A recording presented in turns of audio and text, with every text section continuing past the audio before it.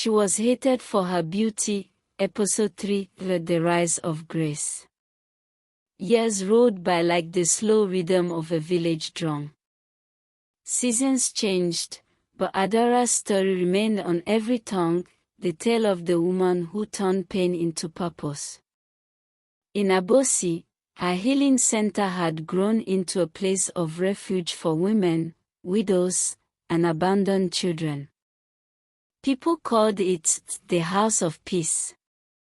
Travelers who passed through the village always stopped to greet Edora the healer, a woman whose smile could melt soul and whose words carried the weight of experience. Her beauty, though still radiant, was now the quiet kind, one that came from peace of spirit and depth of heart. Mama Ezin, her mentor, had grown old and weak. On her final night, she held Adora's hand and whispered, "You have done what I could not. You turned your curse into a blessing. My time is done, my daughter. The spirits have shown me your destiny is not yet fulfilled. A king will come for you." Edora wept as she buried Mama Ezin beneath the old udala tree. She felt lonely again, but her faith remained firm. Please click on the follow button before we continue. One evening, during the Harmattan season, a group of travelers arrived at her compound. Among them was a tall, calm man with the air of royalty. His name was Prince Namdi, son of the king of Amici Kingdom, a wealthy and powerful land.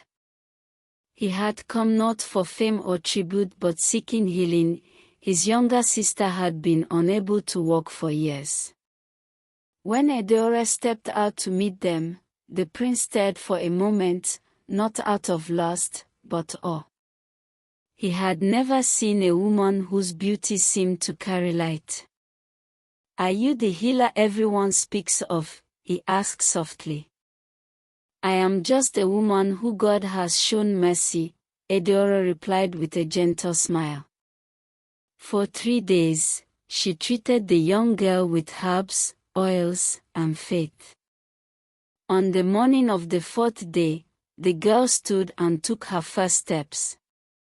The entire compound shouted for joy. Prince Namdi knelt before Edora and said, "You have done what no royal physician could do.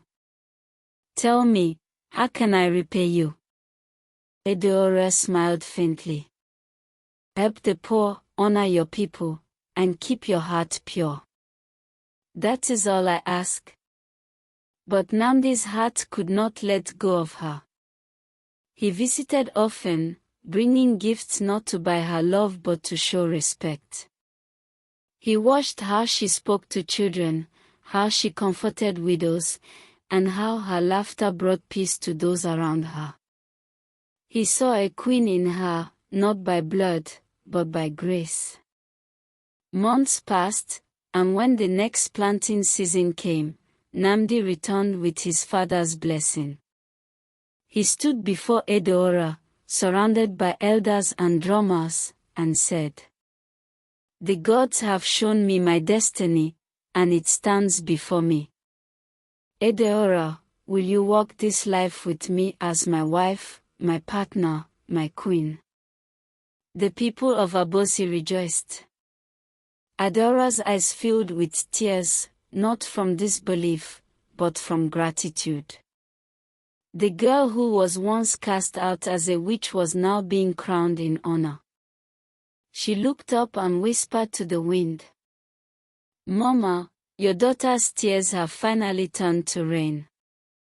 Before we continue, please click on the follow button. The wedding between Edora and Prince Namdi was the talk of the land. Villagers from Umeba came too, including Ngozi, now older and frail. She knelt before Edora once again, but Edora raised her and said, "We have both suffered and learned. Let the past stay buried." Ngozi wept, thanking her, and returned home in peace. When Eudora entered Amici Kingdom, she was welcomed with songs and drums. The king himself placed a golden coral necklace around her neck, declaring, "From this day forth, she shall be known as Queen Eudora the Merciful, the beauty that healed a nation." Under her reign beside Namdi, she built schools for young girls, markets for widows, and health centers for the poor.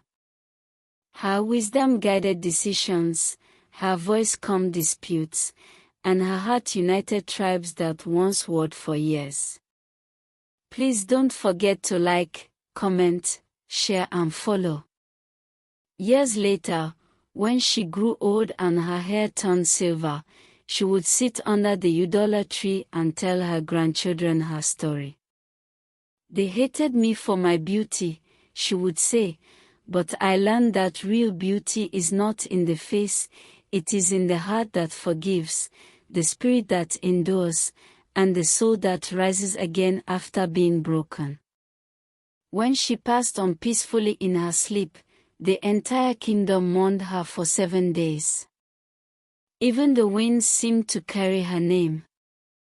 And in Umyoba, the village that once cast her away, they built a statue in her honor, not for her beauty, but for her strength.